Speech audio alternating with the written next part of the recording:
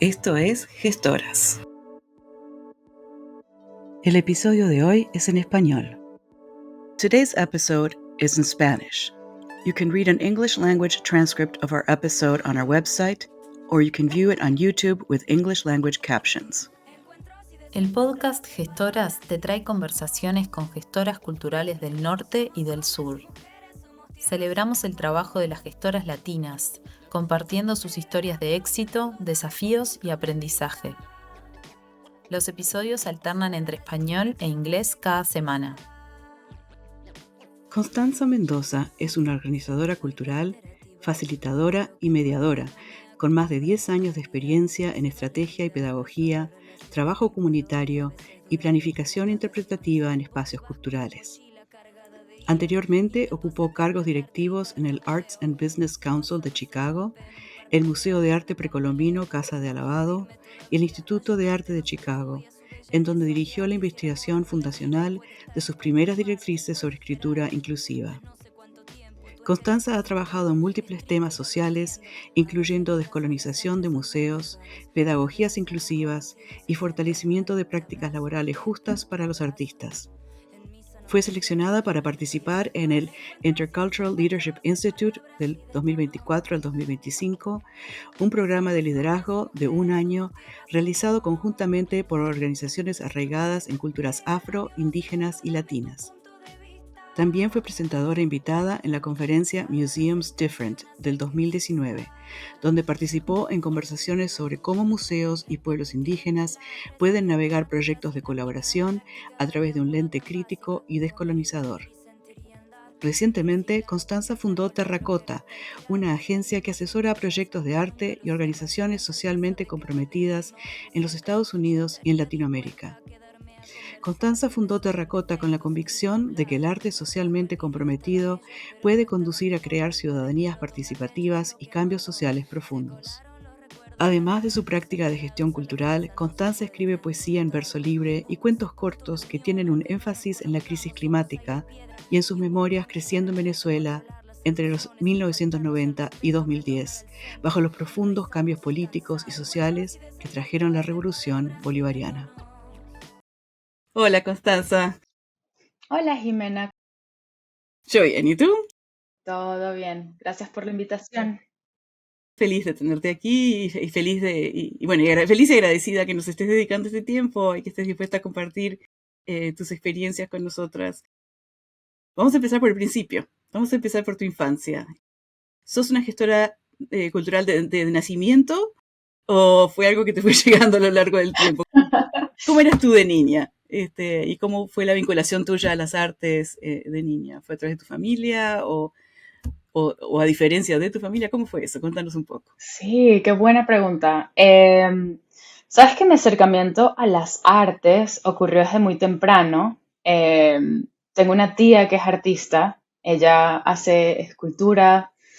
Cambia entre muchos medios. En aquella época estaba muy metida también en performance y en videos. Y recuerdo, pero vívidamente, que como a mis 7, 8 años de edad, ella estaba exponiendo en el Museo de Arte Contemporáneo en Caracas. Y imagínate a mí, una pioja de 8 años con 2 colas así en la cabeza, yendo al Museo de Arte Contemporáneo. En mi vida me había puesto a pensar que era arte y que era arte contemporáneo. Además, el Museo de Arte Contemporáneo en Caracas en los 90, que era cuando yo estaba creciendo en Caracas, era más un museo de mucha vanguardia, ¿no? Estaban presentando muchísimos artistas internacionales, muy experimentales, videoarte. Y recuerdo perfectamente haber ido a la exposición de mi tía y haberme enfrentado a una cantidad de cosas que yo no podía entender, ¿no? Desde videos de artistas, o sea, ahorita obviamente no recuerdo quiénes eran los artistas, pero recuerdo que me impactó un montón eh, y preguntarme, ¿no? ¿Cómo es esto arte? O sea, recuerdo que a pesar de que era muy joven y que realmente no había tenido conversaciones de arte, ya yo tenía el estereotipo de pensar que el arte tenía que ser algo bello y por belleza obviamente en aquel momento no lo nombraba así, pero era una belleza muy eurocéntrica, muy occidental, ¿no? La belleza griega, romana, qué sé yo.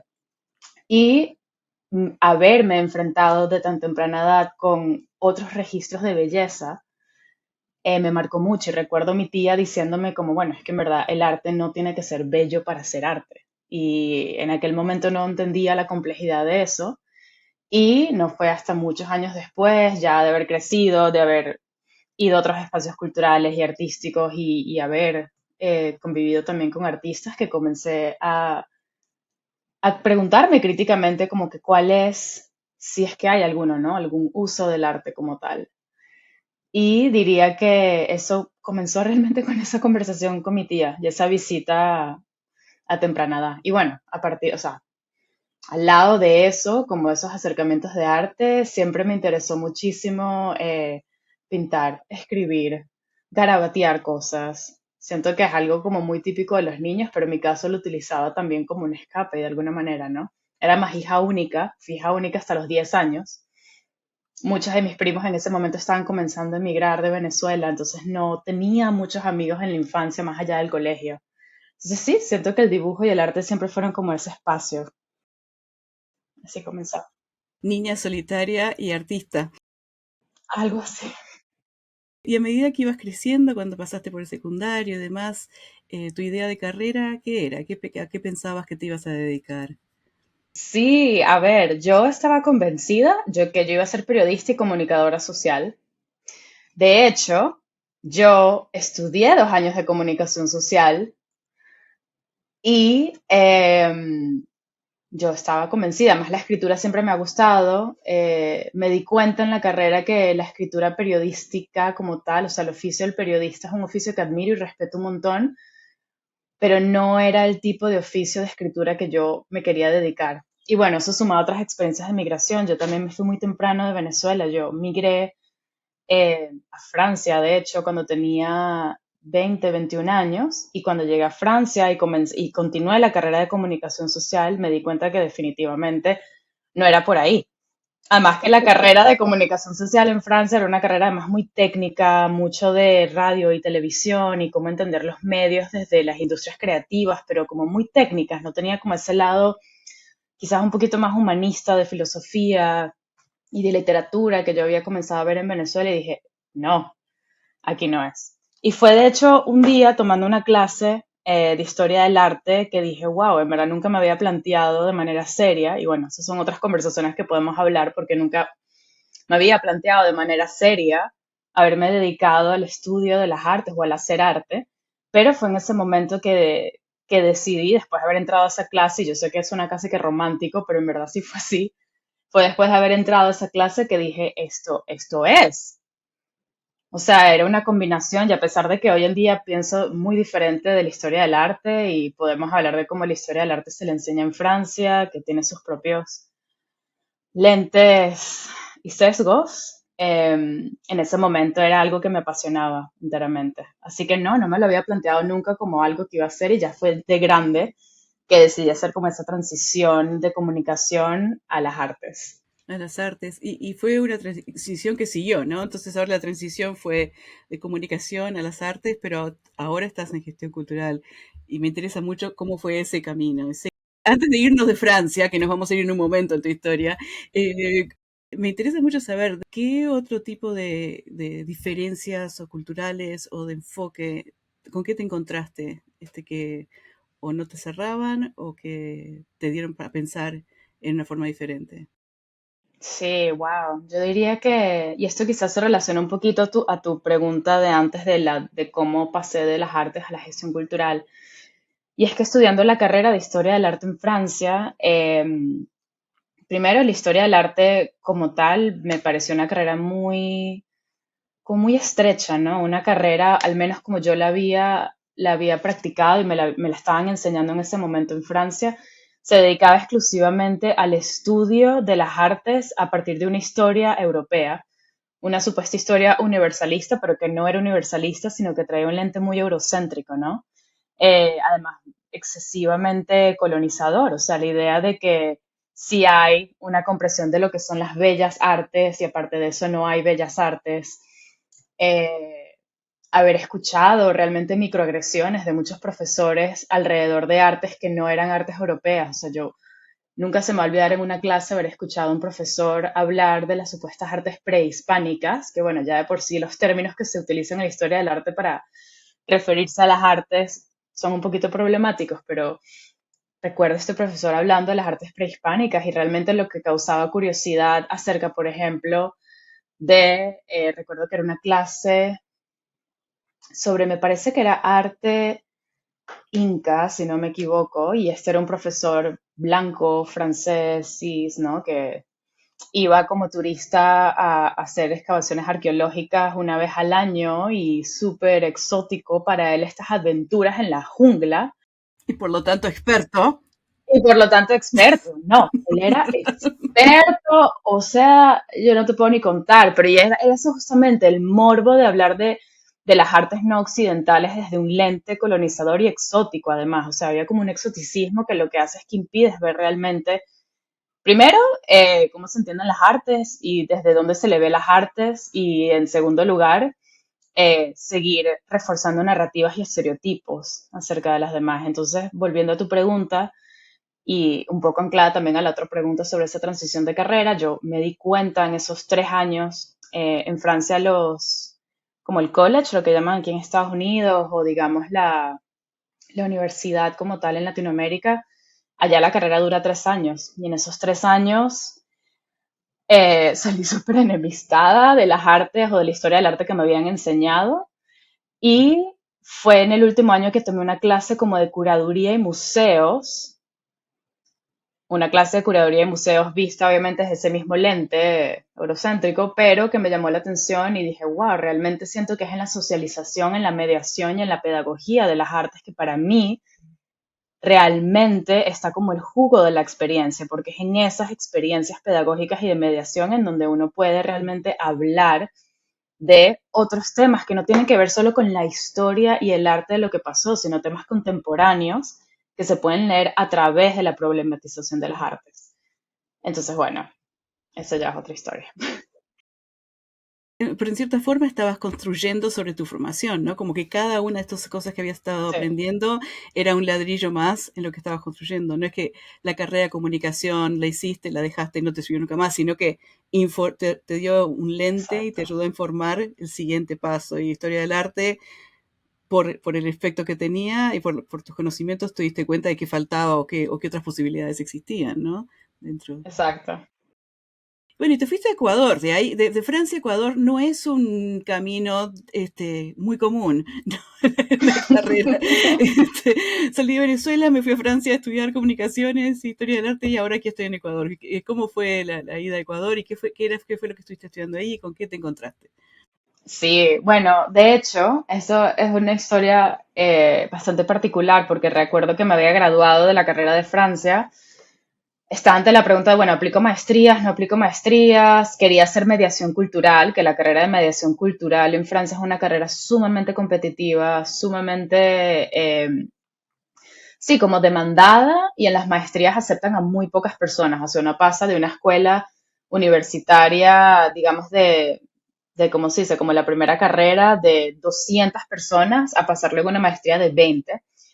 Y recuerdo que en ese momento me estaba preguntando, bueno, también quiero quedarme en Francia, no quiero quedarme en Francia. Eso se juntó con otras muchas historias personales, pero me planteé seriamente volver a Latinoamérica. Y en ese momento descubrí que había un programa de museología en Ecuador que también me lo habían recomendado.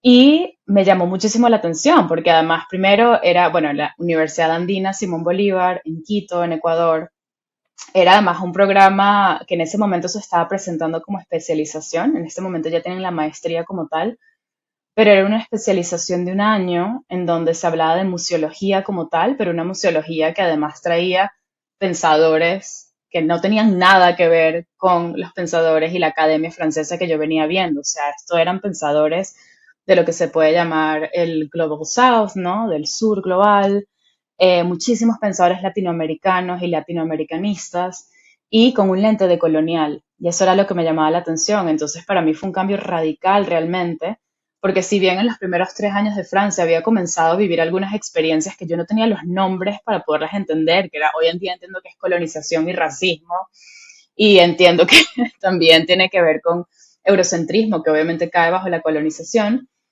haber ido a Ecuador y haber estudiado y haber aprendido de museos desde un lente diferente me ayudó entonces a entender, primero, bueno, la historia de los museos, que es una historia de por sí muy problemática, evidentemente, arraigada como en sistemas de colonización y de robos y de extracción.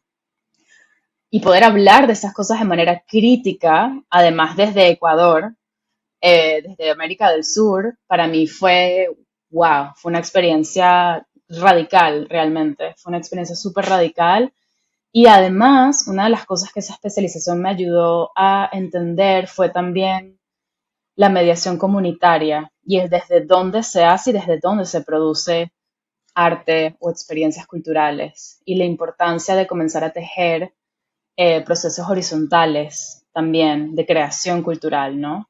¿Quiénes, para quién está hecho esto? ¿Cómo se hace? ¿Cómo se crean procesos participativos y de ciudadanía activa? Esas eran ideas que jamás y nunca creo que hubiese aprendido en Francia, por ejemplo. Para resumírtelo, esas fueron como las ideas principales que movilizaron muchas fibras en mí, realmente. Cuando estabas en Ecuador, tus compañeros de clase, ¿de quiénes eran? ¿Eran mayoritariamente ecuatorianos o eran de diferentes partes de América Latina? ¿Cómo era ese cohort, ese grupo?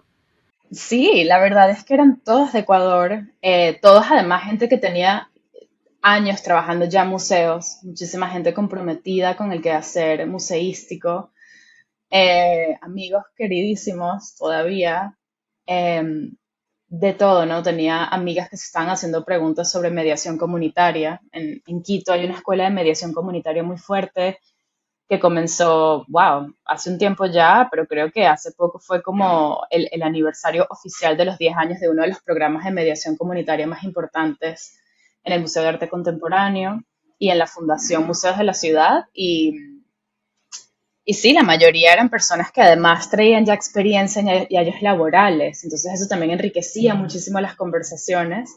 Y otro de los enfoques del programa es que también en esos momentos tuvimos viajes dentro de Ecuador para visitar museos comunitarios. Entonces fuimos a Valdivia, que queda en la costa pues, del Ecuador, hacia el Pacífico. Fuimos a Aguas Blancas, que es otra pequeña comunidad localizada en un área rural. Y entonces son museos que son llevados por las personas que viven ahí. Y ellos deciden qué es importante para ellos mostrar ahí. Y además ayudan al desarrollo comunitario, bueno, por turismo, pero ellos deciden cuáles son los parámetros de turismo que quieren que se hagan o no. Hay otros temas ahí más complejos, pero esas ideas y esos principios, o sea, que yo no había escuchado de eso y jamás me había sido expuesta a esas ideas, me marcaron y siguen informando mucho de mi carrera hoy en día. En ese momento hice la especialización de un año, trabajé como unos 3, 4 años en Ecuador, dentro específicamente de departamentos de educación y de pedagogía. Entonces desde ahí ya me pongo, o sea, ya me puse dentro de ese rol a comenzar a crear programas culturales. Entonces sí, diría que fue a partir de ahí, de alguna manera, que comienza activamente mi rol como gestora cultural en Ecuador. 4 años en Ecuador, estaba, como te digo, trabajando en museos activamente, en la parte pedagógica y cultural y de gestión cultural. Y había un momento que me estaba comenzando a hacer, bueno, habían como razones personales que se juntaron a eso y tenían que ver un poquito con el hecho de comenzarme a sentir un poquito limitada y asfixiada en Ecuador, porque eso fue en el 2014-2015, en donde una diáspora masiva de venezolanos que en ese momento salieron del país y hubo muchísimas olas de migración a muchos países de Sudamérica, ¿no? Colombia, Perú, Ecuador. Ecuador en ese momento estaban llegando por lo menos como entre 500.000 y 800.000 personas en esos 2 años. Y Constanza, ¿por qué no contás un poquito? Porque muchos de nuestros oyentes no van a estar al tanto de qué fue lo que pasó en Venezuela, por qué era que tanta gente estaba huyendo de Venezuela y yendo hacia otros países. claro, a ver, bueno, para resumirlo de manera bastante resumida. En 5 palabras o menos. A ver. ¡Uf!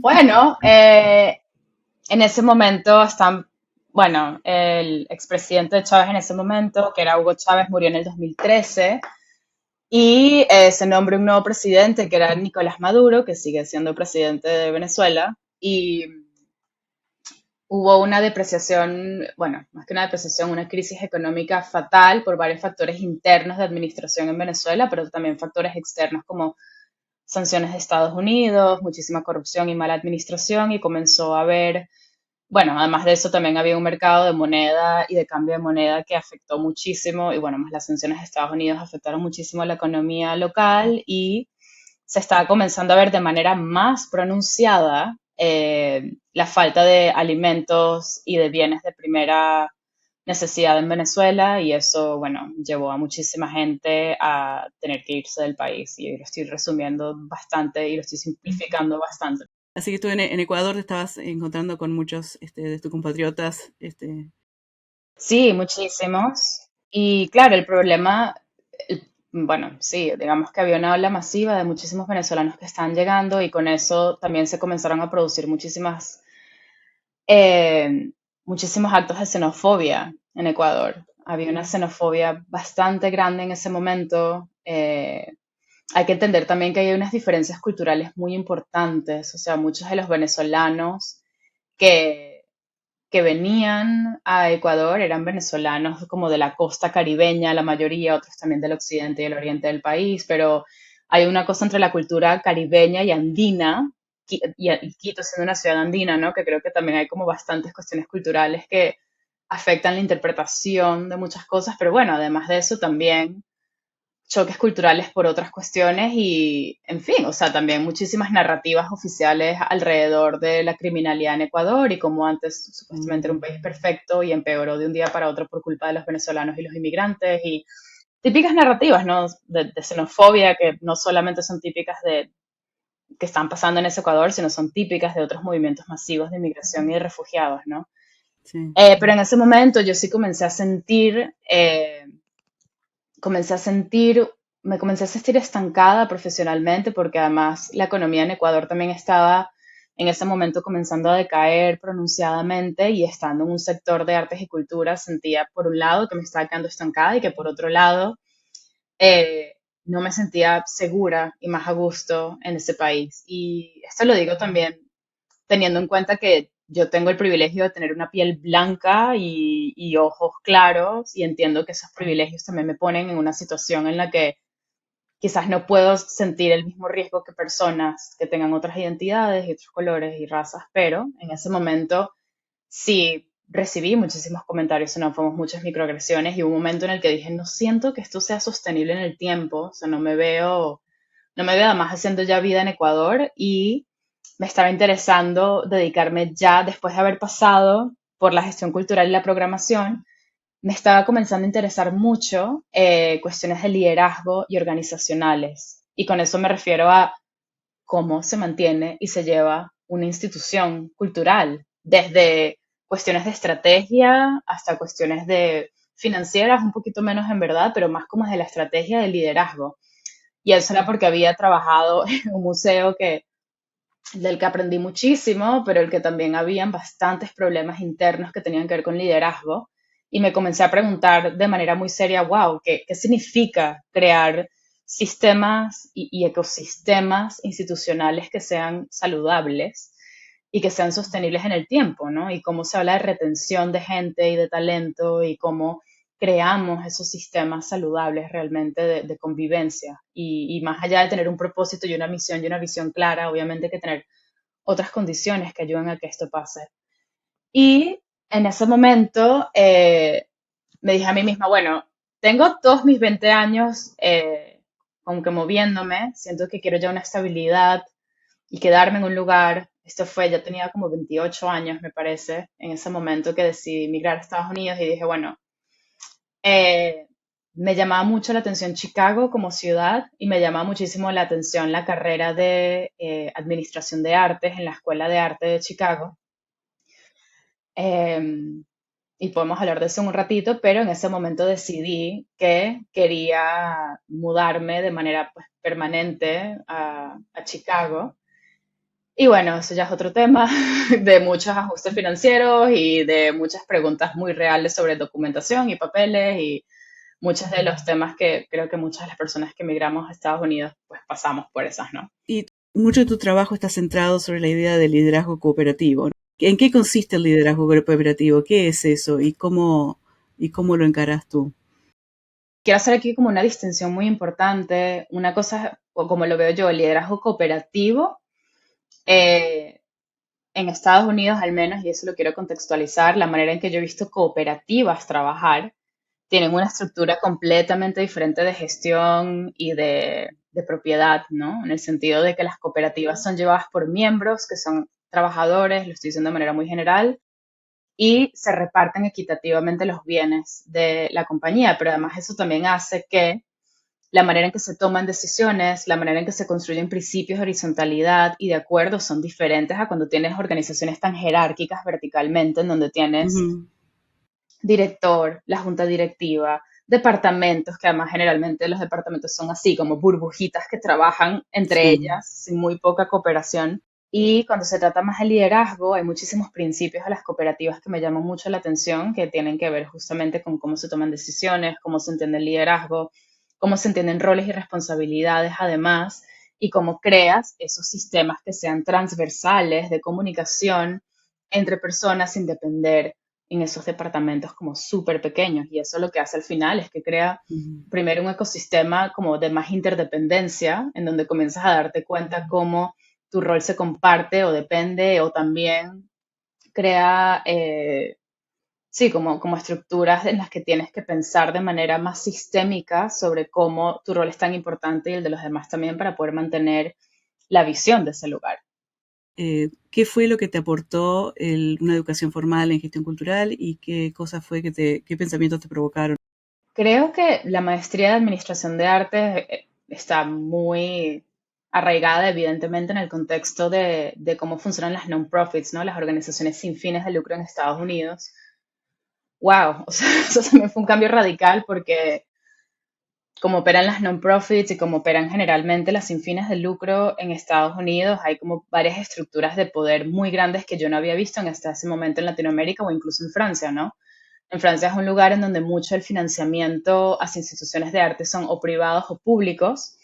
En Ecuador, públicos, algunos de ellos, o privados completamente, o sea, como los extremos. Y bueno, en Estados Unidos tienes el tema de la filantropía, ¿no? Y las fundaciones que dan dinero, fundaciones de familia, etcétera. Entonces, bueno, creo que la maestría de Administración de Artes me ayudó a entender nuevos modelos de pensar el impacto social y de pensar sobre recursos y de pensar sobre financiamiento en general. Y yo todavía o sea, digamos que tengo como sentimientos encontrados con el rol de la filantropía e incluso el mismo rol de cómo se entiende el impacto social en Estados Unidos e incluso también los recursos, cómo uno entiende los recursos en Latinoamérica es radicalmente diferente a cómo uno entiende los recursos en Estados Unidos, ¿no? Sí, no tiene nada que ver cómo entendemos los recursos en América Latina y cómo los entienden aquí. Es completamente distinto. Es Es completamente distinto. es hasta ridículamente distinto, ¿no? Total, totalmente, sí, es absurdo. Pero una de las cosas también que me gustó específicamente en Chicago es que en Chicago es una ciudad en donde además las artes, a diferencia de otras ciudades en Estados Unidos, si bien hay como una esfera de arte comercial, o sea, hay muchas galerías y arte comercial en Chicago, hay también muchísimas artes que se hacen en intersección con otros temas sociales que son muy importantes, ¿no? Temas de justicia racial, temas de inclusión, temas de equidad. Y eso me llamó mucho la atención de haber venido a hacer la maestría también en Chicago. Ahora, el Instituto de Arte como tal, el museo como tal, sí, o sea, creo que yo estuve un año ahí haciendo un programa como o sea, como un fellowship, ¿no? Y estuve en el departamento de educación y bueno, hay mucho que decir, ¿no? O sea, no sé, el Instituto de Arte de Chicago, así como muchos otros museos, está el rol del docente, que el rol de docente generalmente era llevado, eso cambió ahorita en el Museo de Arte de aquí de Chicago, pero eran llevados en ese momento por voluntarios, como es muy típico también en el sector de sin fines de lucro en Estados Unidos, que mucha de la labor es voluntaria, en fin. Y claro, ¿quién tiene el lujo de poder ser voluntario o quién necesita ser voluntario para poder obtener experiencias profesionales? Es otra pregunta, ¿no? Pero en ese caso, el programa de docencia era llevado por muchísimas personas que sí, que eran voluntarios, muchos de ellos eran personas ya mayores de edad, que estaban retiradas, que querían como dar a la comunidad y eran amantes del arte, son amantes del arte. Y a mí eso me llamaba mucho la atención, pensar que las personas que están socializando el arte en líneas generales eran personas que tenían su propia formación artística, pero que también traen, lo que yo estaba viendo era que traían muchísimos ideales muy eurocéntricos también sobre el arte, en la mayoría de los casos, ¿no? Y bueno, también parte de hacer ese programa fue liderar un proyecto que tenía que ver con lenguaje inclusivo. O sea, el Instituto de Arte de Chicago ha sido criticado por muchas cosas. Una de ellas es, bueno, cómo se formó la colección del museo, pero otra de ellas es también justamente a veces el lente colonizador, ¿no? Poner y exhibir obras de artes de pueblos indígenas y nativos sin incluso traer a la mesa a personas indígenas o nativas que puedan hablar de la propia colección o de los objetos que están ahí. Entonces fue para mí un proyecto súper enriquecedor y que obviamente el haber venido desde Ecuador con otros ideales de comunidad, de horizontalidad, de quién habla por quién, de narrativa, me ayudó mucho a poder ayudar de esa manera. Entonces, sí, diría que para recapitular un poco, o sea, ese programa de maestría me ayudó sobre todo a darme cuenta de cómo funciona aquí el sin fines de lucro, o el sector sin fines de lucro y qué significa eso, ¿no? Qué estructuras de poder además crea. Tú habrás formado tu consultora, Terracota, que tiene una filosofía muy particular. ¿Nos puedes contar un poco de dónde nace Terracota, a qué necesidad responde y cuál es tu filosofía de trabajo? Sí, a ver, me gradué de la maestría para dar un poco de contexto en el 2020, ¿no? En pleno COVID, literalmente COVID. Yo me gradué en mayo del 2020, COVID oficialmente cuando nos pusieron a todos en cuarentena fue creo que finales de marzo, en abril. Así que mis últimos meses de la maestría fueron online, ¿no? Fueron todos en línea. Y tengo algún tiempo trabajando ya en varias organizaciones de arte aquí, pero ya específicamente en el lado de consultoría y de asesoría. Entonces, sí, antes estaba involucrada específicamente y realmente mi carrera más que nada había sido en museos y específicamente en la gestión de museos que tienen como obviamente muchas particularidades por cómo están conformados los museos. Hoy en día trabajo más bien tiempo completo en una organización que se dedica a dar asesoría y consultoría. Sin embargo, una de las cosas que yo había notado, y que no es solamente exclusiva de esa organización en la que trabajo, pero que lo veo mucho también, es que hay esta idea de que las non-profits, sobre todo organizaciones muy pequeñas, y con eso me refiero a organizaciones llevadas entre dos, tres personas a tiempo completo, a veces una persona a tiempo parcial y otra a tiempo parcial, con presupuestos muy bajos, eh, apagando fuegos en donde tienes que obviamente hacer de todo un poco, que además no es por nada, pero ese es un poquito lo que yo había venido conociendo en toda mi vida, en verdad. En Ecuador también era así, o sea, no. Pero se cree que a veces la solución para poder ayudar a que estas organizaciones creen la capacidad de crecer tiene que ser sola y exclusivamente arraigado en capital y en comunidades muy corporativas de lo que se supone que es el crecimiento, ¿no? Y bueno, y aparte corporativas como muy capitalistas también.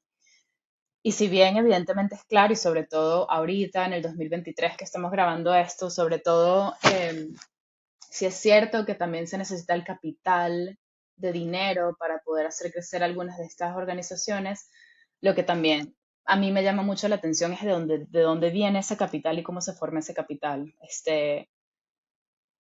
Hemos estado viendo que las fundaciones privadas, que son las que dan la mayoría de dinero aquí, lo que se llama el contributed income o el dinero dado por contribuciones, que pueden venir de donaciones, pero también de fundaciones de familias súper adineradas o fundaciones privadas que dan dinero.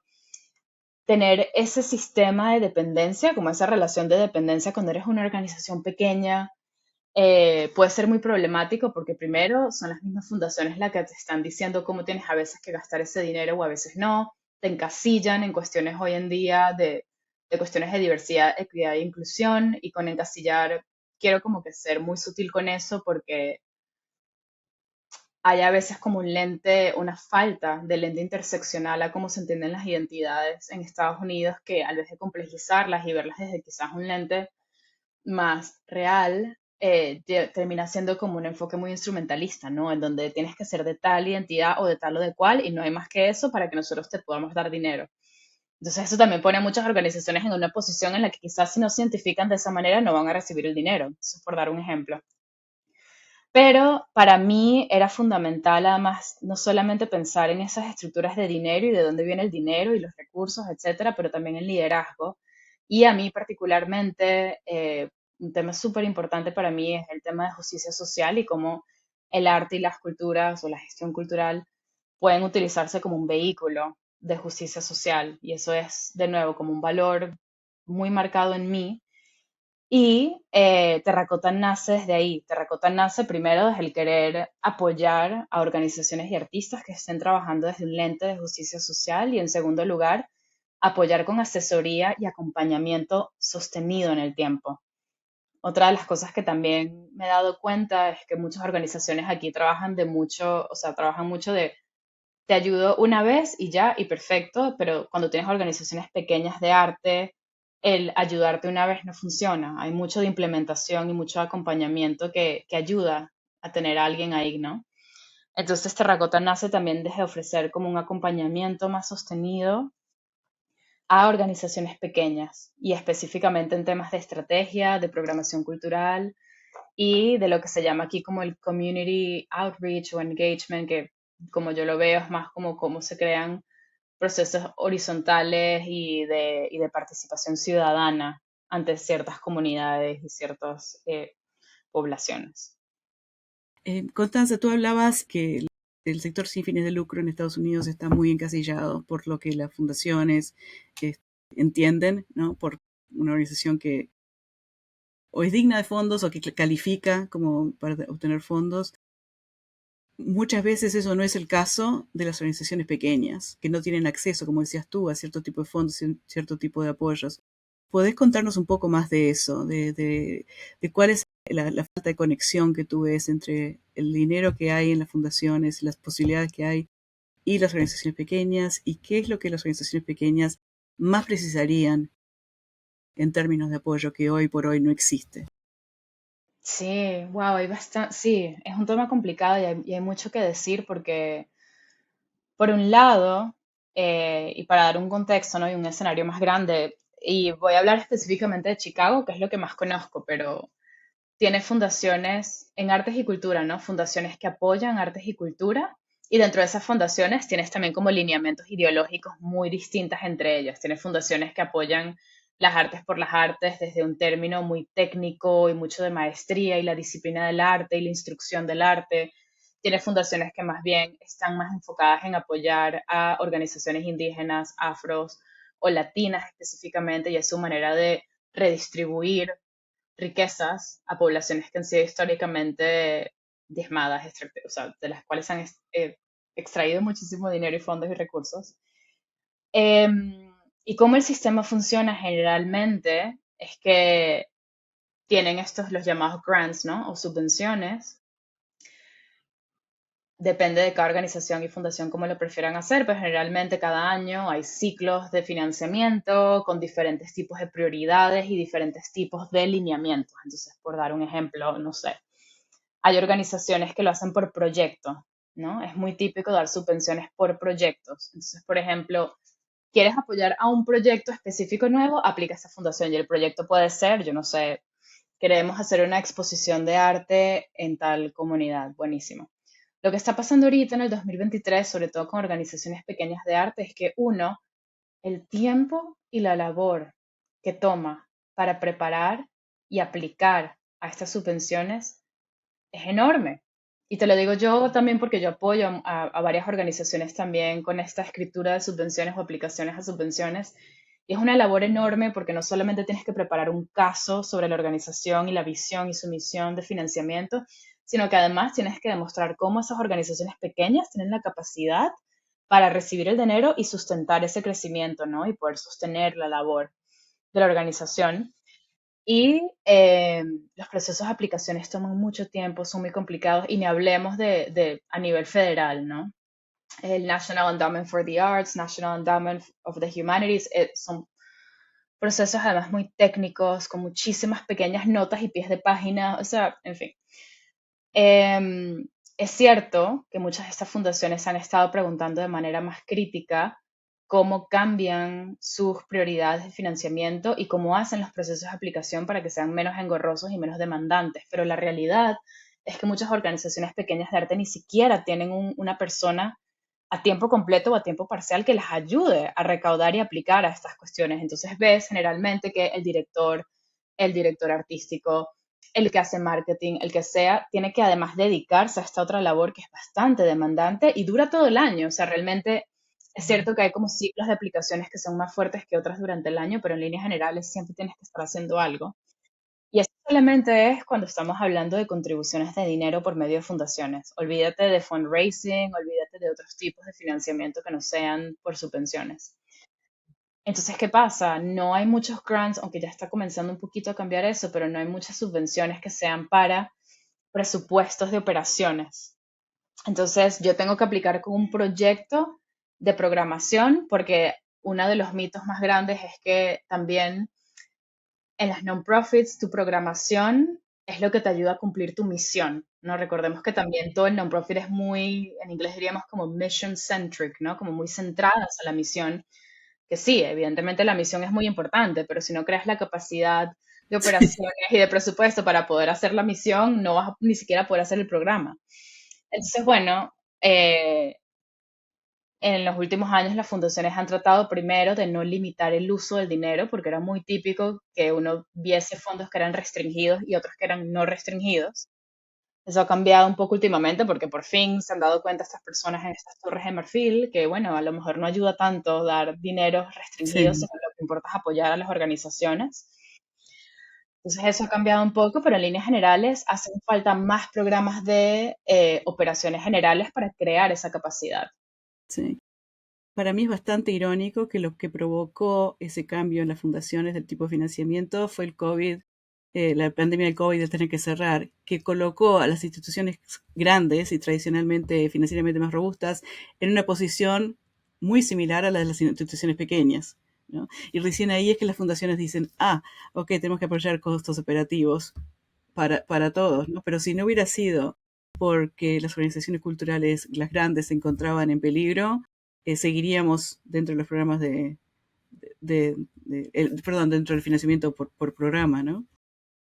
Totalmente. Y además estás compitiendo, o sea, muchísima competencia, hay muy pocas estrategias de financiamiento que sean, o sea, horizontales y equitativas, e incluso aquí hay probablemente, bueno, en Chicago hay una organización que se llama Arts Work Fund. El Arts Work Fund, eh, digamos que es como una alianza entre otras grandes fundaciones de arte, fundaciones familiares, ¿no? Que dan dinero, que se juntaron porque se dieron cuenta que hace falta financiar a más organizaciones que han sido históricamente marginalizadas y eso significa apoyar específicamente a lo que aquí se llama el BIPOC, ¿no?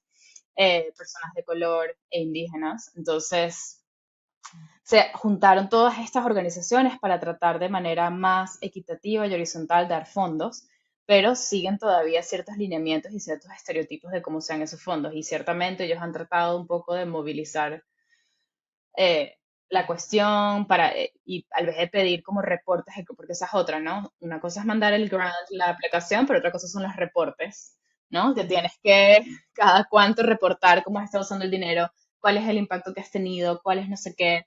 Además, un impacto que no se nota inmediatamente. Mucho del trabajo que uno hace también es un impacto social que toma años, entonces siempre estás como en esa posición de tener que rendir cuentas, ¿no? Rendir cuentas a la persona que te dijo cuáles eran las cuentas en primer lugar que tenías que rendir y cómo las tienes que rendir, ¿no? Entonces, bueno, hay un sistema ahí de poder un poquito vicioso, pero sí, o sea, es un tema fascinante. Yo soy más de la idea y muchas personas probablemente me dirán que es súper problemático, pero yo soy de la idea de pensar que las organizaciones de arte tienen que comenzar a ver cómo levantar dinero que no sea solamente de fundaciones, ¿no? Y es muy difícil porque tener que levantar tu dinero propio tiene que ver en lamentablemente tener que subir costos de acceso y de programación, pero no lo quieres hacer tampoco porque generalmente estás trabajando ya con poblaciones vulnerables que no tienen acceso a programas de arte y cultura. Entonces es cómo creas diversificación de fondos y de operaciones para poder crear algo equitativo. Y no es fácil, realmente no es fácil porque también requiere como un cambio de mentalidad y también un cambio sistémico en pensar que, bueno, las artes y cultura cuestan dinero. O sea, Sí, lo que uno cree que es gratis no es gratis, en verdad. Y es muy lamentable porque últimamente ha habido muchísimas organizaciones pequeñas de arte que están cerrando, ¿no? Porque simplemente no se dan abasto, sobre todo teatros. O sea, siento que los teatros en general tienen unos retos muy específicos. sí. Y por ese motivo de que la complicación de obtener fondos de fundaciones y los requisitos y todo lo demás es que muchas organizaciones, y por diversificar el portafolio de tipo de dinero que tienen, es que hay organizaciones ahora que se constituyen no como fines de lucro, sino como responsabilidad limitada y otras formas que les dan, sí, menos acceso a fondos de fundaciones, pero mucho más libertad en cuanto a generar sus propios recursos y diversificar las fuentes de financiamiento. Sí. Sí, Se nos está acabando el tiempo y quería cerrar con plantearte una pregunta que dejó otra de las gestoras. Como tú sabes, dejamos preguntas planteadas de unas para otras y la pregunta es, ¿tú tienes una visión de cambio social, del cambio social que te gustaría ver y que te gustaría contribuir? ¿Cómo es cómo es tu pensamiento acerca de esos de aquí a futuro y de tu trabajo aquí a futuro? sí, sabes que yo, mi idea de cambio social, como yo lo veo, siempre tiene que estar conectado con problemáticas que sean contemporáneas y de esas problemáticas hay mucho de lo que se puede hablar porque obviamente hay muchos, ¿no? Pero me parece que ocurre cuando se empujan un poco las fronteras y te preguntas cómo se pueden hacer las cosas de otra manera sin quedarte pensando cómo son las cosas como son, ¿no? Y empujarlas un poco. A mí o sea, hay muchos temas de cambio social que me gustaría ver. Hay evidentemente temas de equidad y de inclusión que todavía no se ha logrado y probablemente va a tomar obviamente muchísimo tiempo, pero hay temas de equidad e inclusión social que me parece que tienen que ser parte del cambio social. Y hay otro tema al que no hablamos hoy, pero es realmente la crisis climática, ¿no? Este es un tema que a mí personalmente me trae mucha ansiedad y mucho agobio, sobre todo en los últimos meses, y porque vivo en Chicago y porque realmente he notado y estamos comenzando creo que todos a notar de manera universal que, bueno, el cambio climático está tomando una dimensión y se está acelerando de maneras desproporcionadas y aún más. Entonces, para mí también el cambio social, uno de los cambios sociales que me gustaría ver es como una concientización mayor a cómo pensamos el uso de energía, cómo nos pensamos a nosotros como personas que están también contaminando, personas que también bueno, es un tema difícil, incluso ahorita no tengo las palabras para hablarlo de manera articulada, porque es un tema del que todavía no pienso mucho y no hay soluciones fáciles ni inmediatas y lamentablemente los que podrían tener mayor impacto y los que tienen una responsabilidad más grande no les importa. Pero bueno, uno de los cambios sociales también es ese, pero creo que en líneas generales pienso los cambios sociales desde movimientos emergentes que responden a problemáticas que están siendo planteadas y demandadas por personas vivas, ¿no? O sea, personas que están viviendo aquí. Y bueno, sabemos que muchos de esos cambios sociales además vienen de muchas problemáticas estructurales y sistémicas que no han sido reparadas por muchas décadas, muchos siglos incluso. Sí, y creo que con eso estás respondiendo a otra de mis preguntas finales, que es a una persona muy joven que recién comienza este camino en el cual tú ya estás mucho más avanzada. ¿Qué consejos le dirías a una persona joven, gestora cultural, que recién comienza a hacer este trabajo? ¿Qué consejo tenés o qué mensaje le darías? Mm, creo que le diría, mm, bueno, creo que, y esto responde mucho a mis experiencias personales, creo que como hay todavía narrativas muy dañinas dentro de las artes, alrededor de la labor, alrededor de lo que uno hace y que tiene que ser gratis o no tiene que ser gratis, creo que le pediría que ponga límites alrededor de su propio tiempo y alrededor de su propia labor. Y límites no me refiero solamente económicos en el sentido de cobra por tu trabajo, me refiero también límites emocionales. Este es un trabajo que toma tiempo, es un trabajo que no solamente toma tiempo, además muchísima energía emocional, porque no estás lidiando solamente con el arte muerto de museos que está ahí, estás lidiando con problemáticas sociales, o al menos así me gusta verlo a mí.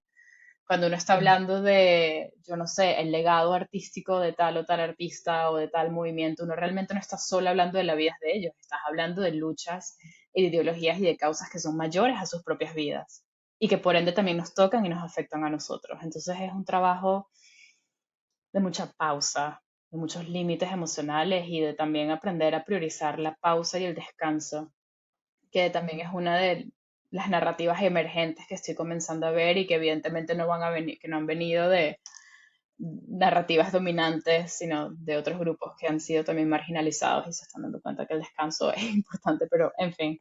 Yo lo que quiero saber es dónde estabas tú cuando yo recién empezaba mi carrera para darme este consejo. Me fallaste, Constanza. ¿Dónde estabas tú? Ya va, yo me fallé a mí misma también, porque si te lo estoy diciendo es porque he visto demasiados abusos de poder, demasiados de mis amigos, sobre todo aquí también pasa, pero lo vi mucho en Ecuador, muchos de mis amigos ponían dinero de sus propios bolsillos para poder comprar la última cosita que hacía falta para tal programa, trabajar tiempo extra que no era remunerado, etcétera, y yo misma lo hice también por mucho tiempo y abusos también verbales, ¿no? Que uno en ninguna instancia debería aceptar, pero digamos que específicamente en el sector de artes y cultura, que hay tantas presiones por diferentes cosas, eh, ocurren. Así que sí, yo también me fallé, así que hoy estoy aquí. La última cosa que te quiero preguntar, Constanza, es ¿qué preguntas te gustaría a ti dejar planteadas para alguna otra de las gestoras? Ujú. ¿Cuál narrativa o cuál historia personal, ¿no? De esa persona como individuo te ayuda a mantener en el tiempo tu labor? Es decir, cómo, o sea, por qué tu trabajo es relevante y si resuena a nivel personal por tus propias experiencias, ¿no? O desde dónde se construye el significado de tu labor, de tu trabajo. Me encanta. Muy bien, hacemos la pregunta. Ok. Constanza Mendoza, muchísimas gracias. Fue un placer conversar contigo y mucha suerte con Terracota. Gracias, Jimena. Me encantó estar aquí. Me encantó además tener esta conversación en español. Vivo y siento diferente en español que lo que hago en inglés y evidentemente cuando hablo de estos temas que son tan personales, decirlo y pensarlos y hablarlos en español mueve otras cosas en el cuerpo, diferentes que en inglés. Así que gracias a ti por la oportunidad y por esta labor tan increíble que tú también estás haciendo con gestoras y a Cecilia, también a todo el equipo. Muchas gracias. Esto fue Gestoras. Este episodio de Gestoras fue presentado por mí, Jimena Varela, y producido por Cecilia Ibáñez. Fue grabado en Washington, D.C. y Chicago, Illinois. El diseño gráfico es de Vía Silva. La música es Hace que exista, de Eli Almic. Gestoras es presentado por el Programa de Gestión Cultural de American University en Washington, D.C., que hace 50 años ha preparado a líderes en el arte y la cultura construyendo un mundo mejor. Por más información, consulta artsmanagement.american.edu. Encuéntranos en YouTube en Gestoras y en Instagram y Facebook en Gestoras Podcast. Gracias por escucharnos.